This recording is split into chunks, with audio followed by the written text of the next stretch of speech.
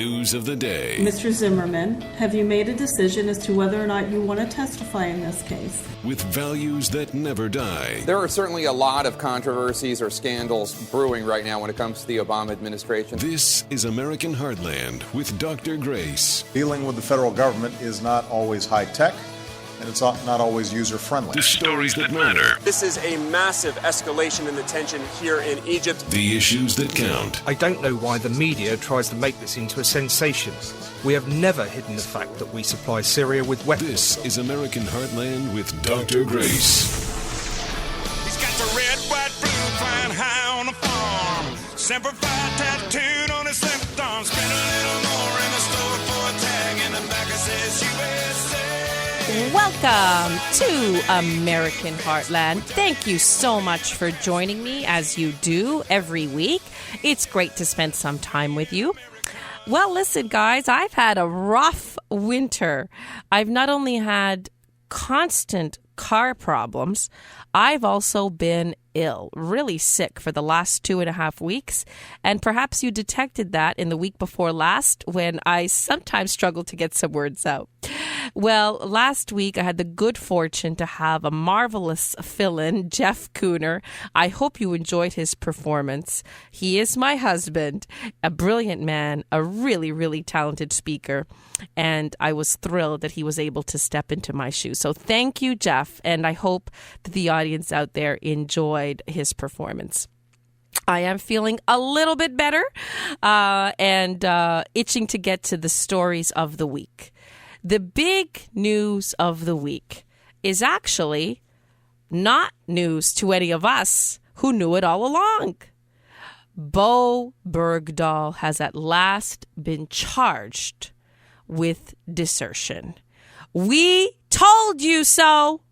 We told you, President Obama, that the deal to give away 5 Taliban commanders in exchange for him was a really big mistake.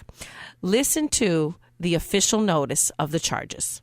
Sergeant Bergdahl is charged under the Uniform Code of Military Justice with 1 count of Article 85, desertion with intent to shirk important or hazardous duty, and 1 count of Article 99, misbehavior before the enemy by endangering the safety of a command, unit, or place. As you recall, Sergeant Bergdahl disappeared June 30th, 2009 from combat outpost Maslalak in Paktika Province, Afghanistan, and was subsequently captured. Regarding next steps, an Article 32 preliminary hearing is a legal procedure under the Uniform Code of Military Justice designed to determine whether there is sufficient evidence to merit a court-martial and is required before a case can be tried by a general court-martial. Legal experts often compare an Article 32 preliminary hearing to a civilian grand jury inquiry. Well, this is really justified. The moment that it was announced that Bowe Bergdahl was coming home, members of his platoon cried foul, and they went to the press, and thanks to their courage, their bravery, their candor, they said, frankly, this guy is a deserter. He endangered our lives, and in fact, we lost boys searching for him. The crimes that this soldier committed are really grave. And I'm happy to see that there is justice being pursued in this case, that he is being charged. And I hope, too, that they don't simply say, well, you know what, he served 5 years in captivity, so let's be lenient with any penalty we give him. No, I hope they take into account the boys that were lost searching for him. That is a grave crime. And he's been charged with misbehavior before the enemy, which endangered fellow soldiers. This is very serious. The military had little choice but to pursue these charges. Otherwise, there would be a complete breakdown in discipline. Despite the fact that the White House put tremendous pressure on them to delay this, at last they had no choice. You'll notice they did delay it enough so that we are well beyond the midterms. That's what the White House really feared. They didn't want this to go down before the midterms because it would have added to the catastrophe that the Democrats incurred during those midterms. Well, despite the pressure of the White House, the military had to do what it must do in order to ensure that cohesion and discipline is maintained going forward. Regarding the charges themselves, it seems very clear that there was a mountain of evidence even before Obama and his team swapped Bowe Bergdahl for 5 Taliban commanders. There was a mountain of evidence before they did it that they shouldn't have. Bergdahl had sent a letter to his father in which he wrote, quote, "The title of U.S. soldier is just the lie of fools," end of quote. Another quote, he was, quote, "ashamed to even be American," end of quote. And the future is too good to waste on lies. That's another quote. And his father had simply written to him, "Obey your conscience." Basically, there was a lot of evidence that we were dealing with a traitor. And still, President Barack Hussein Obama decided that he was going to swap 5 dangerous Taliban commanders in exchange for someone that he and his team knew were traitors. So they made the swap. And then they thought that they were going to pull the wool over the eyes of the American people, that they were going to be able to lie to us and claim that this was some kind of great victory. You remember that the president invited the parents to a rose garden ceremony announcing that Bowe Bergdahl was coming home. And then Susan Rice, the master of Obama administration lies, went on the Sunday talkies saying this is a quote-unquote a joyous occasion. And Bowe Bergdahl served quote-unquote with honor and distinction. And they really believed they were going to pull the wool over our eyes.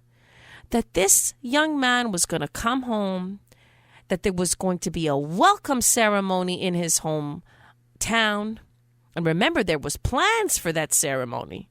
It was only after so many military families objected that the town had to shut down the ceremonies. But basically, the Obama administration thought they were going to do a big victory lap. And even as they announced that they were going to give away these 5 Taliban commanders, they said it's a quote-unquote joyous occasion. At the time, even George Stephanopoulos, as he was interviewing Susan Rice, said, there's nothing joyous about this. At the very least, this is a mixed bag. As it turned out, it wasn't even a mixed bag.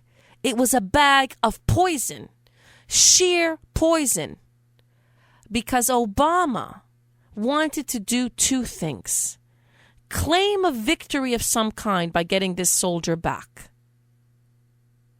And he also wanted as much as possible to liquidate the detainees in Gitmo. If Congress wasn't going to collaborate with him, well, you know what? To hell with them. He and his team, they were going to do it on their own. And so they freed these 5 dangerous men. Men that we know have now contacted their former terrorists. 3 of them, in fact. It is known that they are in contact with their former terrorist network. So essentially, we swapped 5 enemies for 1 enemy.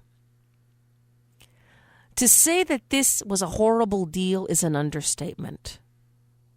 It wasn't just bad in and of itself, and all the consequences that are implied in these 5 Taliban commanders being free and this treasonous man back on our home turf. It was bad also in the message that it sent around the world that yes, we will negotiate with evildoers. We will negotiate, violating a key tenet of American foreign policy. And to compound all of that, the president did it without the consultation and without notifying Congress, acting as he has over the last couple of years as a supreme leader, acting outside of the bounds of our Constitution. This will go down as one of the worst moments of the presidency of Barack Hussein Obama. And you know what? The administration still wants to argue with a straight face that they did the right thing because it's their policy to not leave anybody behind. Listen to Jen Psaki peddling that garbage. Well, let me first say, as you know, as a lawyer, this is a military justice issue being handled by the Army. This is a step in the process, and there are many steps past here. Was it worth it? Absolutely. We have a commitment to our men and women serving overseas or serving in our military, defending our national security every day, that we're going to do everything to bring them home if we can, and that's what we did in this case. Listen, it is indeed a cardinal policy of American foreign policy to bring home our boys. But to say that you can swap evil terrorists in an exchange to bring back a prisoner, that's arguing apples and oranges. If you wanted to bring Bowe Bergdahl back, there was a number of ways to do it, especially using special forces to continue that hunt. If you wanted to do it, to uphold that cardinal principle of American military conduct, that we do not leave anybody behind. But there is no defense for what the president did. There would be no defense for what the president did if Bowe Bergdahl wasn't a deserter. Even if he had been a soldier who had served with quote-unquote honor and distinction, it would be completely unjustified to release these 5 dangerous men. That is the moment in which I said the president should be impeached because he is an imminent national security threat to all of us. So there would be no reason to do it even if the soldier we were talking about had behaved honorably. And now, knowing what we know and knowing that the president knew all of this, it is a black stain on him and his administration that they are endangering many, many, many more American lives by releasing these 5 dangerous men in exchange for somebody who, quite frankly, wasn't worth it. Bowe Bergdahl, the treasonous Bergdahl, was not worth it.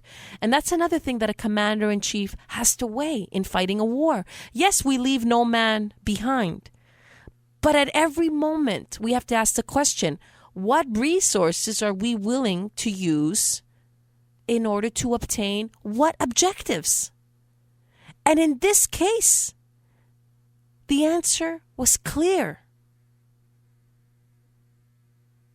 Minimal resources should have been used and expended to try to bring back somebody who had not only left his post, but had contributed to endangering the very boys that he was serving with side by side.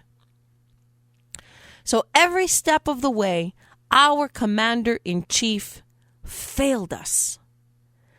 And you know what the military should also be asking? There should be another investigation. Why was this allowed to take place? why don't we completely unmask the president in his decision making? Why don't we explore the exact kinds of discussions that they were having there in the White House? The extent to which they knew about his desertion and his treason.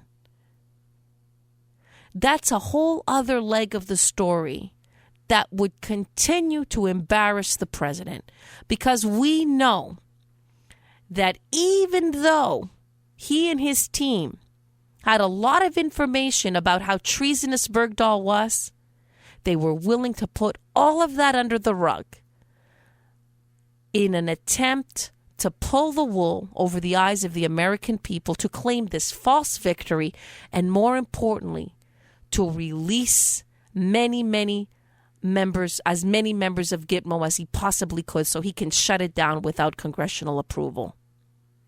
Again and again, what we see with this man is that his actions, whether he intends it or not, benefits the worst enemies of the United States of America.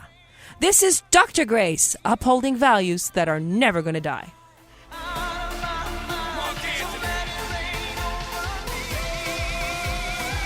This is American Heartland with Dr. Grace.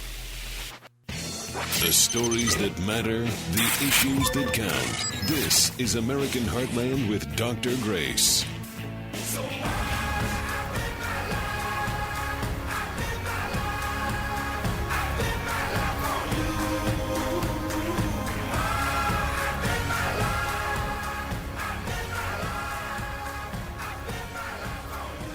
Welcome back. Well, there are lots of people who are willing to bet it all on Senator Ted Cruz. This week, he announced that he will run for the highest office in the land. He will run to be the next president of the United States of America. He is the first Republican candidate to make that announcement. There are many who have been teasing us and flirting with the idea. He is the first to say, I am jumping in. And I've got to give him a lot of credit. He made this announcement with tremendous pizzazz, panache. He basically stole the thunder from so many others. And his speech making is truly infectious. I want to play a little bit from a key speech that he made at Liberty University when he made the announcement. And he talks to us first about the great danger that we face nowadays, that the American dream is slipping from our hands. And you will see with how much authority he speaks regarding American history, the American Constitution, and the American ideals that we all cherish. Roll it. For so many Americans, the promise of America seems more and more distant. What is the promise of America? The revolutionary idea that this country was founded upon, which is that our rights, they don't come from man. They come from God Almighty. And that the purpose of the Constitution, as Thomas Jefferson put it, is to serve as chains to bind the mischief of government. The incredible opportunity of the American dream. What has enabled millions of people from all over the world to come to America with nothing and to achieve anything. And then the American exceptionalism that has made this nation a clarion voice for freedom in the world, a shining city on a hill. That's the promise of America. That is what makes this nation an indispensable nation, a unique nation in the history of the world. And yet so many fear that that promise is today unattainable. So many fear it is slipping away from our hands. You know, it's not just, as he says brilliantly, that the promise seems to be falling away. It's also that we don't even hear about that promise anymore. What's refreshing about Ted Cruz is that he is an unapologetic champion of America. For the last years that this President Barack Hussein Obama has been in office, we hear constantly about how America isn't quite good enough. It's not good enough at home. It's not good enough abroad. And we need to atone for American sins.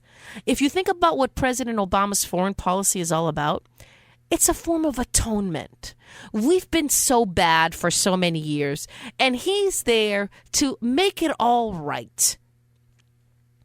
In fact, there's a brilliant piece in the Wall Street Journal called Obama's Mideast Realignment. It was there this week, where he's basically, the author, Max Boot, talks about how the president wants to completely realign the configuration of the Middle East, pull out the American presence, and allow for Iran to dominate, which is a reversal of what we have done for decades. So when you hear Barack Obama speak, he's the president of gloom and doom. He's not the president of hope and change. In reality, he believes that America is the source of gloom and doom. So if you withdraw America, then you should get hope and change. In reality, the opposite is true. Whenever we withdraw America, we get more gloom and doom, as we've seen. And that's what's refreshing about Ted Cruz. He doesn't mind wearing his love for America on his sleeve. And so many people cheered this week when he made this announcement. Roll it. The power of millions of courageous conservatives rising up to reignite the promise of America. And that is why today I am announcing that I'm running for President of the United States.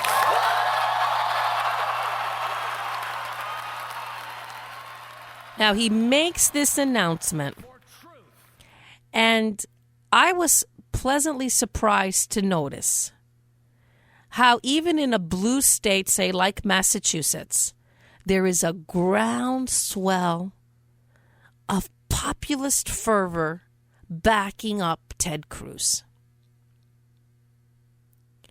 And this is there's a current, there's a wind blowing that is going completely against the mainstream media, even the so-called conservative mainstream media. Fox News has been over and over again deliberately burying information about Ted Cruz. They seem to be embarrassed of him, just like so many Republicans appear to be embarrassed of him. And yet what he is doing is he's going right to the people. Challenge the powers that be head on. And he is ahead of the other candidates insofar as already, and we've covered this on the show before, he already has a very clear, specific agenda. He knows what he wants to do when he gets into office. He's not running on bio. He's not just saying, hey, look, I've achieved all these things in my life personally, a biography like Mitt Romney did. He's saying, this is what I will do for you, point by point by point. And at the top of that list is to repeal Obamacare. Roll it. 5 years ago today, the president signed Obamacare into law. Within hours, Liberty University went to court filing a lawsuit to stop that failed law. Instead of the joblessness, instead of the millions forced into part-time work, instead of the millions who've lost their health insurance, lost their doctors, have faced skyrocketing health insurance premiums. Imagine in 2017, a new president signing legislation repealing every word of Obamacare. And he goes on to say that he is also going to abolish the IRS. He wants a flat tax. He's going to restore American power and influence around the world. And he will secure the borders.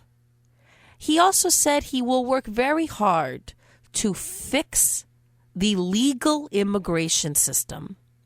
And he was quite eloquent in an interview that he gave in which he explained that if you fix the legal system, you're going to dry up at the very source, this problem that we keep having about illegal immigrants coming in. So I think every step of the way when this man speaks, he has his priorities straight. secure the border, streamline the legal immigration process. That is where the hearts and minds of the American people are right now. Restore our presence around the world. Abolish the IRS. Abolish Obamacare. A clear, cogent agenda. What does he have going for him? Let's assess this. And I also want to get at some of the weaknesses. Well, he's eloquent, he's passionate, he's principled, he's patriotic, he's disciplined, he's got a clear agenda, as I said, and he knows how to deal with the national media. Unlike somebody like Scott Walker, that we've analyzed several times on this show, the governor of Wisconsin. The governor of Wisconsin has some of the flip side strengths and weaknesses of Ted Cruz. He has a great record, Walker does. And he has executive experience running a state. However, on numerous occasions, when he has had to deal with the national media, he's floundered. Ted Cruz is the opposite of that. His great strength is, for the last years that he has been in office, ever since he's been elected, he's been dealing with the national media. This is not some senator who has just kept to himself. He has stood up to members of his own party. He stood up for the principles that the Republicans asked voters to back them on. Ted Cruz has stood up for those principles again and again, even when it has been unpopular for him to do so, even when there's been a lot of pressure on him. So he has done that. And he has mastered the art of the interview, and he definitely knows all of the national issues. So those are all of his strengths. In addition, when it comes to his bio, some people would say, you know what? It's a strength, too, that his whole life hasn't been a life where he's in government. Somebody like Scott Walker, practically his whole life, all he's done is worked in government in some way, shape, or form. Isn't it good to have somebody that has experience outside of government and then gets government experience? Isn't that the kind of person we want? Well, Ted Cruz worked at the Federal Trade Commission. He was an advisor to President George Bush. And he also served as the Solicitor General of Texas from 2003 to 2008, in which he presented cases to the Supreme Court. So he has wide experience, a great resume, and solid conservative credentials. All of that to his credit. Now let's talk about some of the problems. One of the thorniest issues is an issue that conservatives have buried under the rug very, very quickly. And that is he eligible? Is he eligible to be president of the United States? He was born in Canada to an American mother, and he has a Cuban father. And you can tell that he has a Cuban father. His familiarity with Hispanic culture is just palpable. It's brimming from him. In fact, some people say that's going to be one of his strengths as a Republican candidate. But one of the problems is this. The Constitution says that in order to be president of the United States, you must be natural born. And the thorny issue is there is a dispute as to how that's supposed to be defined. Is a natural born citizen one who has an American mother and an American father? That's been the traditional interpretation of natural born. So to be president of the United States, you should have been born in this country to an American mother and an American father. I've argued that when I've discussed President Barack Obama. He had a Kenyan father. So according to the traditional interpretation of natural born, he wasn't natural born. Forget anything else about the birth certificate, but just on the known facts of the bio. Well, what has happened is Some scholars have argued, look, that's not natural born. Forget the mother and the father. That's irrelevant. The only thing that matters is, did that person go through a naturalization process in order to become a citizen? That is to say, were they immediately an American citizen upon birth? If they were immediately an American citizen upon birth, then they're eligible. So in that regard, because Ted Cruz has an American mother, he'd never had to go through a naturalization process to become a citizen. He's a natural-born citizen. And then by that standard, the same thing would apply to Barack Obama, because Barack Obama had an American mother. And by that standard, it wouldn't even matter where the child is born.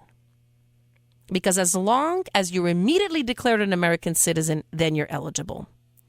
So where do we stand right here, right now, at this moment that we discussed the issue in 2015? As we discussed this issue in 2015, because of the precedent that has been set with Barack Obama, there is going to be no credible challenge to Ted Cruz regarding his eligibility. Nobody will be able to challenge him. As a people, we have to realize that we've crossed the Rubicon. I personally don't think it's wise that we've crossed that Rubicon. I think that we should have held our standards.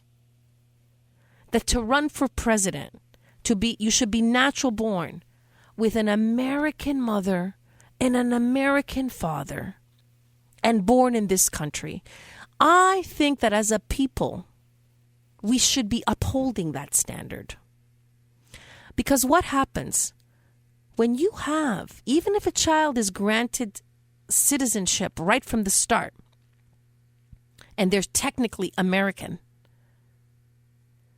you're still going to be raised by an individual who comes from a foreign land and who obviously, they could be the most patriotic American in the world, but their culture is foreign, and the child's going to be influenced by that. And is that what you want as president of your country? Is that what you want? Traditionally, we said no. As a people, we said no. And I've got to be perfectly honest with you. As much as I like Ted Cruz, I think that the American people should have held on to that standard. They should have held on to it with Barack Obama. They should have held on to it back then. Because we've seen what happens. It's not racist to say you want the next president to have an American mother and an American father. That they be thoroughly immersed in American culture.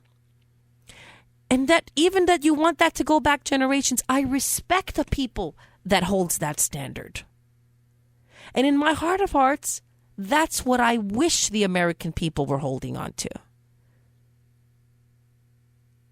But that's not what has happened. The Rubicon has been crossed. It's been crossed with Barack Hussein Obama. And so now when somebody asks the question, is Ted Cruz eligible? Well, if Barack Obama was eligible, he's eligible. And there's going to be no credible legal manner to reverse the tide. And what does that mean? That means that somebody like Marco Rubio is going to be considered eligible, even though he doesn't have both parents who are Americans. And so you see the tide that we're opening. So that's one issue that, to be honest with you, it's one reservation that I maintain. Because I prefer, I'm being perfectly candid with you, especially after what we've seen with Barack Hussein Obama. I prefer a candidate born in the U.S. with an American mother and an American father.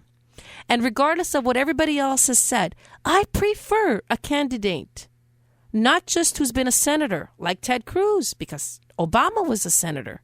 I prefer a candidate with executive experience and a candidate with national standing, national knowledge, and a national voice. Those are all of my preferences. That's if we were living in an ideal world. Right now, there's a lot of qualities about Ted Cruz that I like, that I appreciate, that I admire. And he does get me excited. I retain some reservations that I continue to hold on to as we examine the rest of the field. This is Dr. Grace, looking for the best person in the United States to become the next president of the United States.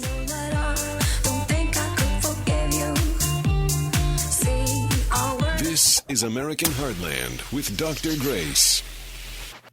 The stories that matter, the issues that count. This is American Heartland with Dr. Grace.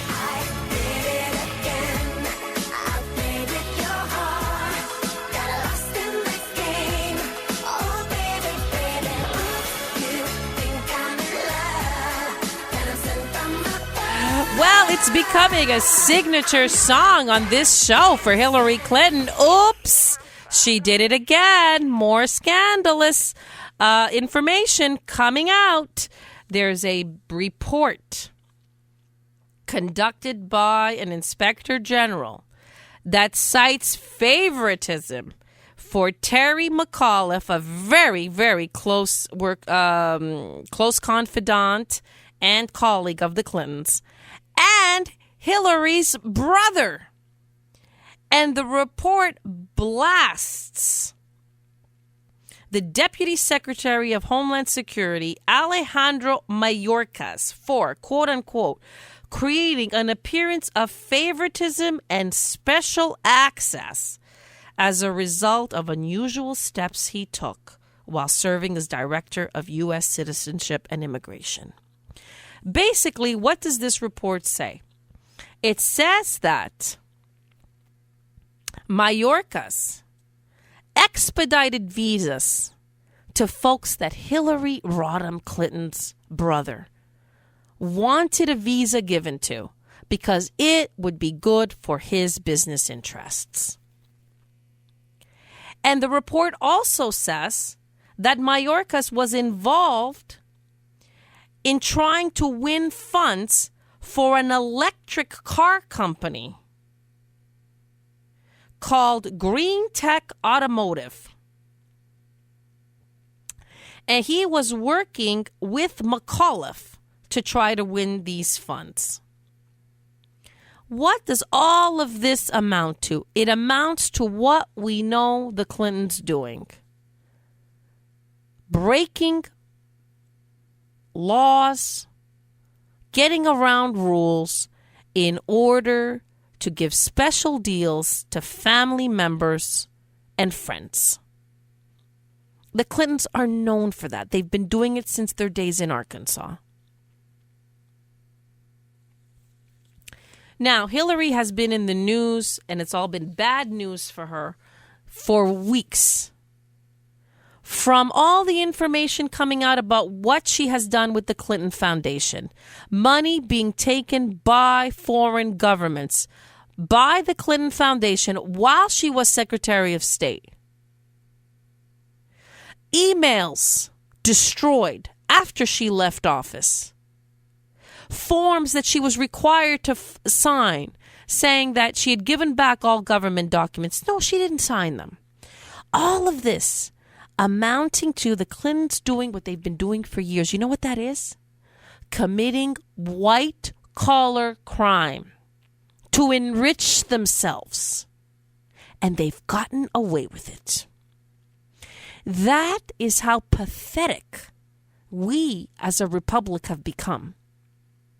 Is that we are allowing these criminals to run rampant. And we are allowing this kind of thing that I just talked to you about, which is nothing other than crony capitalism. It's destroying us, folks. It's eating us from the inside out. That's what this is doing. And you know what? While we're being devoured by these criminals, you know what Hillary Clinton is doing? She's laughing. Laughing at you and laughing at me. Listen to this. I am all about new beginnings. A new grandchild, another new hairstyle, a new email account. Why Why not a new relationship with the press? So here goes. No more secrecy. No more zone of privacy. After all, what good did that do me? You know, this is a PR playbook. This is what you do when you're involved in a scandal. You destroy the evidence. You come forward with a press conference in which you don't say that you're sorry.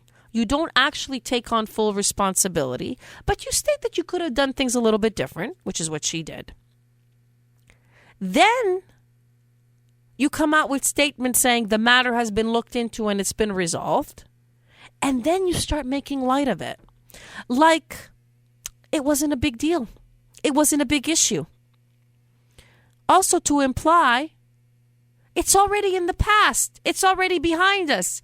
Behind us to the point that we can laugh about it. No, I'm sorry. It's not behind us. It's right in front of us.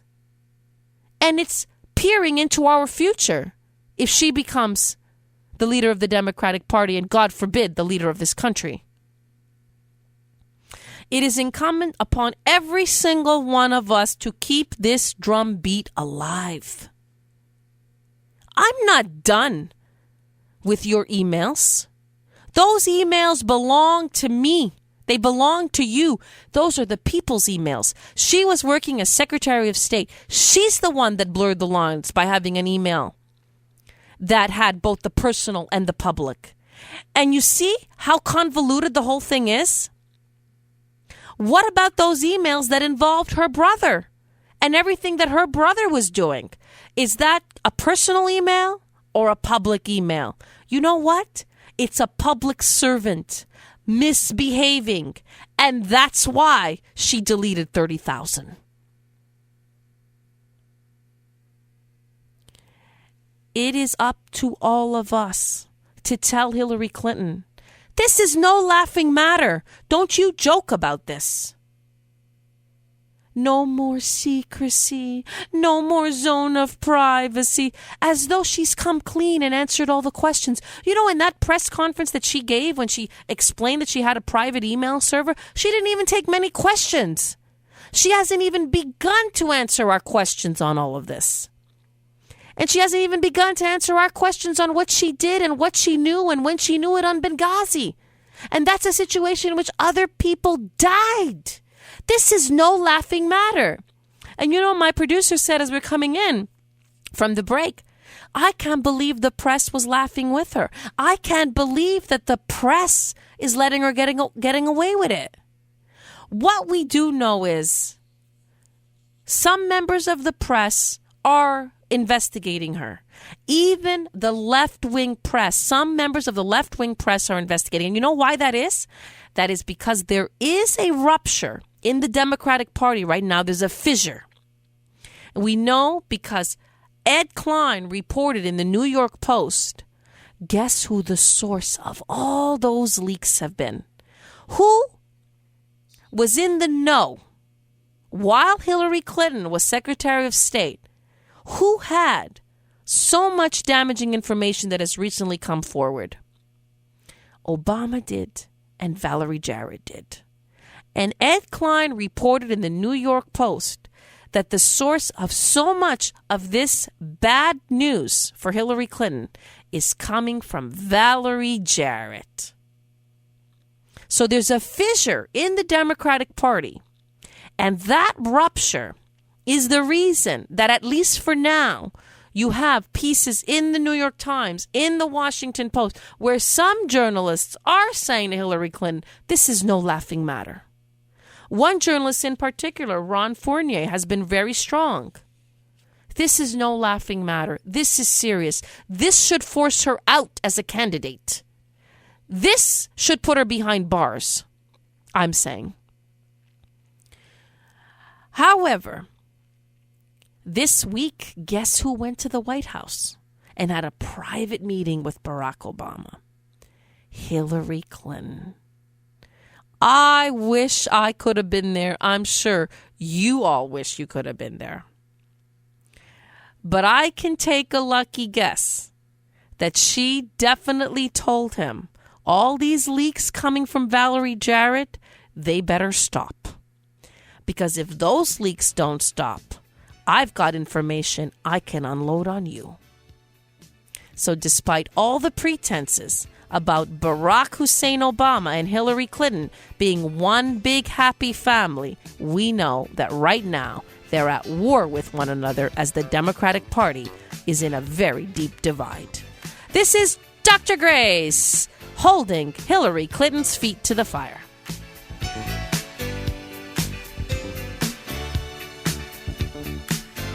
This is American Heartland with Dr. Grace. This is American Heartland with Dr. Grace.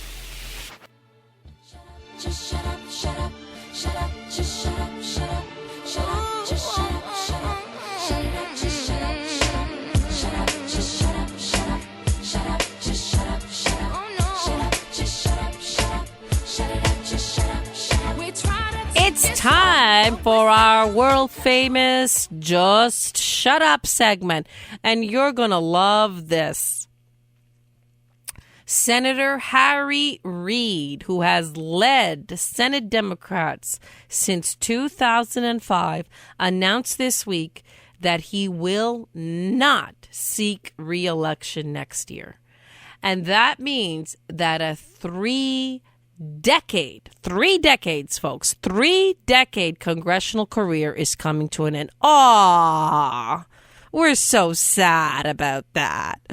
Well, listen to this. This is his parting video. Roll it, Brittany. But this accident has caused us, for the first time, to have a little downtime. I have had the time to ponder and to think. We've got to be more concerned about the country, the Senate, the state of Nevada, than us. And as a result of that, I'm not going to run for re-election. My friend Senator McConnell, don't be too elated. I'm going to be here for 22 months, and you know what I'm going to be doing? The same thing I've done since I first came to the Senate. We have to make sure that the Democrats take control of the Senate again. And I feel it is inappropriate for me to soak up all those resources on me when I could be devoting those resources to the caucus, and that's what I intend to do. The decision that I've made has absolutely nothing to do with my injury. It has nothing to do with my being minority leader. And it certainly has nothing to do with my ability to be reelected, because the path to reelection is much easier than it probably has been any time that I've run for reelection. I get a little upset sometimes when I hear politicians say that they're going to go and spend time with their family after they decide that they're not going to be in politics anymore. He's a wonderful husband and a wonderful father. And so that's been more important than the other things that he's done with his life. Someone with my background, my upbringing, to have the experience I've had is really a miracle, and I want the people of the state of Nevada to know that I am so grateful. And I have done my best. I haven't been perfect, but I've really tried my hardest to represent the people of the state of Nevada. You know, Senator Harry Reid, I'm so glad that I don't have to tell you to just shut up, because what you're basically saying is that you're going to tell yourself to just shut up because you're leaving us. Yay! This guy will go down in history, along with Pelosi and Obama, as having contributed to the worst presidency in American history. So when you announce that you're leaving, I am jubilant. He has been a key proponent of the Obama extreme liberal agenda. He has supported Barack Obama in his abuse and misuse of the Constitution. Even recently, he and his team are blocking a human trafficking bill to come forward because it contains language that they believe isn't good for the pro-choice guys that they represent. This man has been the right arm of President Barack Obama. And now he's leaving. And he's not leaving because at 75 he decides that family comes first. Can you believe that garbage? He's 75-year-old, having served for 3 decades in politics, and suddenly he's discovered that he needs to spend more time with family. How dumb do you think we are? The truth is, the Democrats were beaten badly in the midterms, and he is responsible for that failure, along with Pelosi and along with Barack Obama. And the fact that you're leaving is good riddance. And you know what? From now on, just shut up.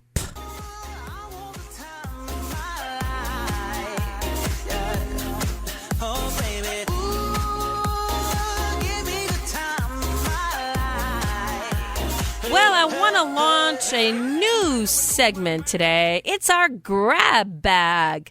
You know, there's all kinds of stories out there that are fun to talk about, and sometimes they just slip through the cracks. They don't fall in any one specific category. So I just wanted to set up some time for you and I to chat about those fun stories. This is the first of many more to come. There's a story at cnsnews.com. And you're not going to believe it. It appears that U2 frontman Bono, you're all familiar with him. He's a fabulous singer, a legendary rock singer. And he's also a well-known philanthropist, having done a ton of work in Africa. As it turns out, so many of his public statements recently are shocking, but not for the reasons you think. Listen to this. So some of Africa is rising and some of Africa is stuck. The question is whether the rising bit will pull the rest of Africa up or whether the other Africa will weigh the continent down. Which will it be? Stakes here aren't just about them. Imagine for a second this last global recession, but without the economic growth of China and India. Without the hundreds of millions of newly minted middle-class folks who now buy American and European goods. Imagine that. Think about the last 5 years. Rockstar preaches capitalism. Wow. Sometimes I hear myself and I just can't believe it. But commerce is real. That's what you're about here. It's real. Aid is just a stopgap. Commerce, entrepreneurial capitalism takes more people out of poverty than aid. Of course we know that. Of course we know that, he says at the end. You know what? I don't think he even knew it until he tried to help Africans. And he started to think about it. He started to go there. And he realized, well, this is what aid does. And it's good, but it only goes this far. And the more he thought about what's the long-term solution to getting not only a country, but a continent out of poverty? And he realized, you know what works best? Capitalism. And that was from a speech at Georgetown University in which he was telling students that. And he even surprised himself. Rockstar preaches capitalism. Wow, he said. Sometimes I hear myself and I just cannot believe it. You know what, Bono? I am glad that you have the courage, the clarity, the strength to at least learn from experience. You were there in Africa and you realized that aid does a little bit of good, but then the problem with aid is you need it again, and you need it again, and you need it again. And aid is a bottomless pit. There's no end. And then people get involved in the so-called aid business. Who manages the money? Who distributes the aid? How do the people get the aid? And the problem with aid is you got to keep going back to the source of where the money's coming from, begging for more money to come. And ultimately, you're stuck because it's not an engine that can continue to propel itself. With aid, you've got to go back to the donor. That's a problem number one. You've got to go back to the donor again and again. You are a beggar. That's what aid is. You've got your hand out saying, help me. And then You create a whole class of people who distribute the aid, and they feed off the aid. They're the bureaucrats. They're the government workers who suck the aid into their own coffers. And how much actually gets into the hands of the people? A little bit. And it does a little bit of good.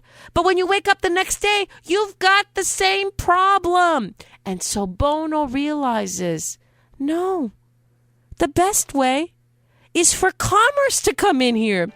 And commerce creates jobs. And jobs can be lasting. And jobs can empower the people. And that's how a continent can rise out of poverty. Amen. Capitalism works. Straight from the mouth of somebody who's tried philanthropy. This is Dr. Grace. Thank you all so much for being with me, and I look forward to spending more time with you next week. This is Dr. Grace, upholding values that will not die. Ordinary place. The stories that matter, the issues that count. This is American Heartland with Dr. Grace.